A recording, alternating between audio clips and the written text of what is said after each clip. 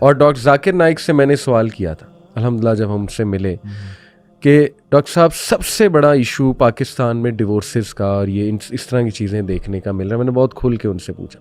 انہوں نے بڑی انٹرسٹنگ بات بتائی علی بھائی. انہوں نے کہا کہ ون آف دا ریزن میں ملیشیا سیٹل ہوا از بیکاز نمبر 1 وہاں کا لا بہت اسٹرانگ ہے میرٹل چیزوں کو لے کے. نمبر 1 وہاں پہ نکاح نامہ پہ یہ کنڈیشن ہے کہ بچہ بچی نے کوئی ٹریننگ اٹینڈ کی ہے کہ نہیں کی, یعنی کوئی marital training. There are trainers out there, امامز ہیں, ٹرینرز ہیں, وہ تو مجھے پتا ہے, لیکن آپ کو کراتے ہیں اور وہ فرض ہے, گورنمنٹ پالیسی ہے. نکاح نہیں ہو سکتا جب تک لڑکا لڑکی دونوں نے کوئی ٹریننگ نہ اٹینڈ کی. ایکسیلنٹ. میں نے خیر اس ٹائم دل میں مذاق میں سوچا کہ پاکستان میں ہم لگا تو دیں لیکن فیک ادارے کھل جائیں گے کہ جی 5,000 دو ہم آپ کو ٹریننگ سرٹیفکیٹ دے دیتے ہیں. اینی وے, لیکن یہ کتنی انٹرسٹنگ بات ہے. ایک یہ, دوسرا انہوں نے بتایا کہ وہاں پہ کاؤنسلنگ ڈپارٹمنٹ امیزنگ ہے. ہماری کورٹس کی طرح نہیں ہے کہ وکیل نے پیسے لیے, کوئی مسئلہ نہیں جی میں جھوٹا کیس کر دوں گا, آپ بے فکر ہو جائیں, آپ کو یہ چاہیے نا میں یہ لے دوں گا آپ کو. جھوٹے کیسز ہوتے ہیں, لڑائیاں مزید ڈلوائی جاتی ہیں, جج بھی ملا ہوتا ہے کوئی, ٹھیک ہے ریئر ہے کہ بہت ہی کوئی سنسیئر جج ہے جو کاؤنسلنگ کر دے, سمجھا دے کپل کو. ہوتا ہوگا, ڈیفینیٹلی ہوتا ہوگا, لیکن وہاں پہ انہوں نے کہا کہ اتنا اسٹرانگ سسٹم ہے کہ first they send you to the counselling department. جج تب تک کیس ہی نہیں لیتا جب تک آپ کاؤنسلنگ سے نہیں گزر گئے, فیملی تھیراپی سے نہیں گزر گئے, آپ کے ایشوز ریزالو, جینون ایفرٹ کی جاتی ہے آپ کے ایشوز ریزالو کرنے کی. یہ تو میں آپ کے توسل سے اور انشاءاللہ اس پوڈ کاسٹ کے توسل سے گورنمنٹ چلیں جو بھی ہے اب رول کر رہے ہیں, آگے ہیں, ہم دعا بھی کرتے ہیں اور ہم خیر کی یہ امید کرتے ہیں کہ پلیز ان ایشوز پہ کام کریں جو اصل ایشوز ہیں. آپ کی جنریشن تباہ ہو رہی ہے. علی میں ایک نا مجھے قصہ یاد آ گیا آپ کے اس والی جو ملیشیا والے واقعے سے. جی جی. میرے ایک دوست ہے, وہ ہے ادھر کا کینیا کا. اچھا. بلیک مسلم ہے.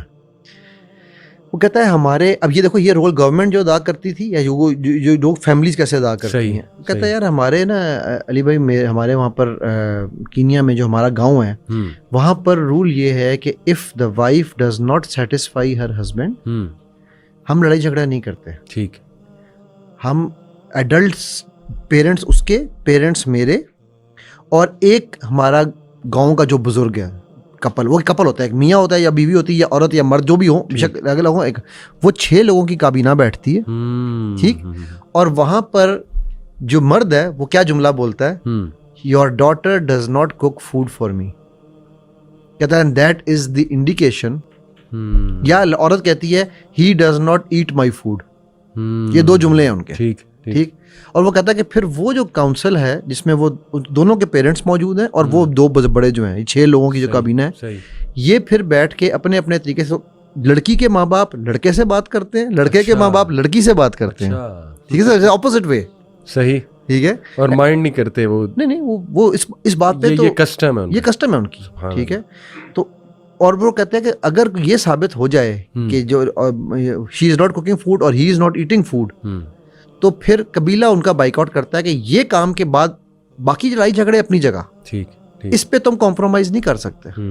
کہتا ہے اسی لیے ہمارے وہاں پر ڈائیورسز کا کانسیپٹ بہت کم ہے.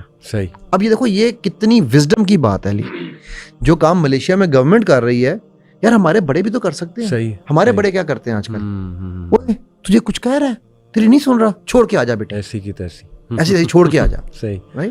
میں اس پہ یہ نہیں کہہ رہا ہوں کہ آپ ڈسٹرکٹیو اپروچ پہ جاتے ہیں. ہاں جی, بجائے اگر وہ ہاتھ اٹھا رہا ہے, ظلم کر رہا ہے, تو پھر ایک الگ سٹوری ہے. پھر تو ابیوز ہے, پھر تو ابیوز کی تو ہم بات ہی نہیں کر رہے نا. ٹھیک, ہم جنرل مسائل کی بات. اور آپ کو جب تک آپ مینٹلی سیٹسفائیڈ نہیں ہوں گے, میں آپ کو گارنٹی دیتا ہوں, آپ فائنینشیل جتنا مرضی ہو جائیں, صحیح, مینٹل سیٹسفیکشن کے بغیر آپ کا رشتہ نہیں چلے گا. بالکل ٹھیک, بالکل ٹھیک. یہ جو آپ نے فیملی کی سٹوری سنائی ہے, میں ایک فیملی کو ملا ہوں, اس فیملی میں 2 بچے ہیں ان کے, دونوں OCDs ہیں. صحیح صحیح.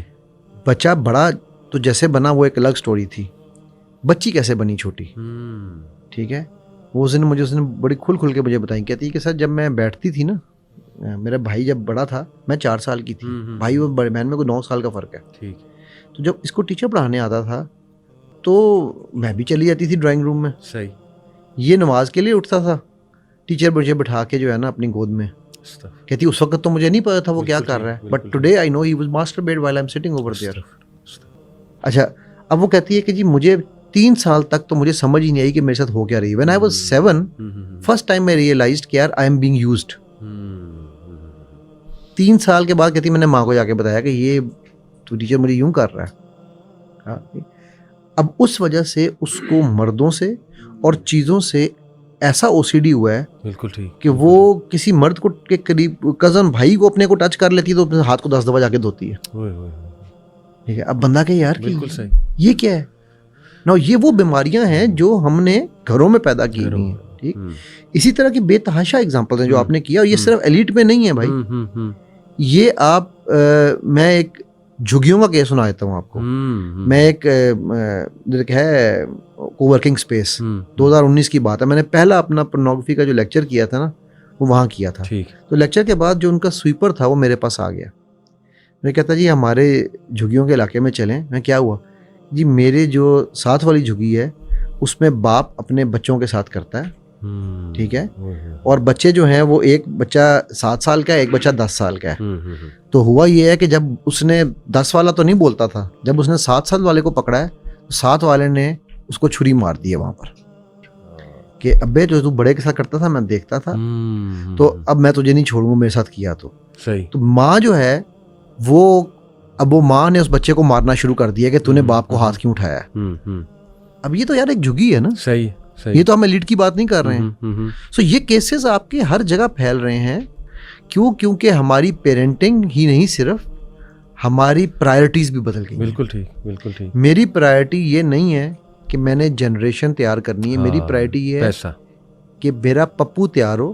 میں اس کو پپو سنڈروم کہتا ہوں. پپو سنڈروم کیا ہے؟ اگر 60 سال کی ایوریج لائف ہے نا تو ہم 0 to 30 پپو تیار کرتے ہیں. پپو اسکول جائے گا, پپو پڑھے گا, پپو بال بنائے گا.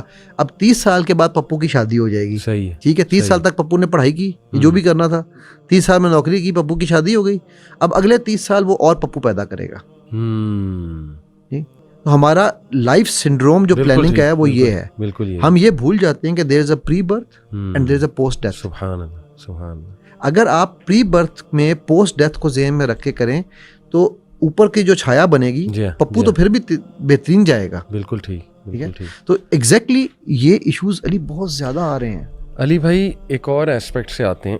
یہ تو چلے ہو گیا ان فیملیز کا ایشو جن کی شادی کے بعد خرابی ہوئی ہے, یعنی شادی کے بعد لڑائی جھگڑے کی وجہ سے ہسبینڈ اس طرف چلے گئے. آل دو میں یہاں ڈسکلیمر دے دوں, مرد عورت دونوں کو نو میٹر آپ کی میریٹل لائف کیسی جا رہی ہے, پرابلمس ہیں, ایک دوسرا نہیں بنتی, this should never be an excuse to make an extra marital affair اور to get involved in such thing. تقویٰ ہونا چاہیے آپ میں. اگر آپ کو لگ رہا ہے نہیں بن رہی تو بھائی اسٹیپ آؤٹ یا دوسری شادی کر دوسری شادی کرو بھائی, لیکن تقویٰ اللہ کا ساتھ رکھو. اس کو ایکسکیوز نہ بناؤ. شیطان اسی طرح اٹیک کرتا ہے کہ بھائی تیرے تو پرابلمز بہت ہیں لہٰذا چل بھائی یہ شروع ہو جا دوسرے کا. اور اس میں میں سوریا کی بات میں کاٹ رہا ہوں, اس میں ہمارے معاشرے کو بھی ایک بات سمجھنی ہے. پلیز یہ بات جان لیں, اور یہ میں سب سے ریکویسٹ کر رہا ہوں کہ دوسری شادی کو گناہ نہیں ہے. صحیح, اس کو ٹونٹ کر کے نہ مار دیں کہ تو شادی کر لی. ہوئے صحیح, بالکل بالکل ٹھیک, بالکل پریکٹیکل باتیں آپ کر رہے ہیں.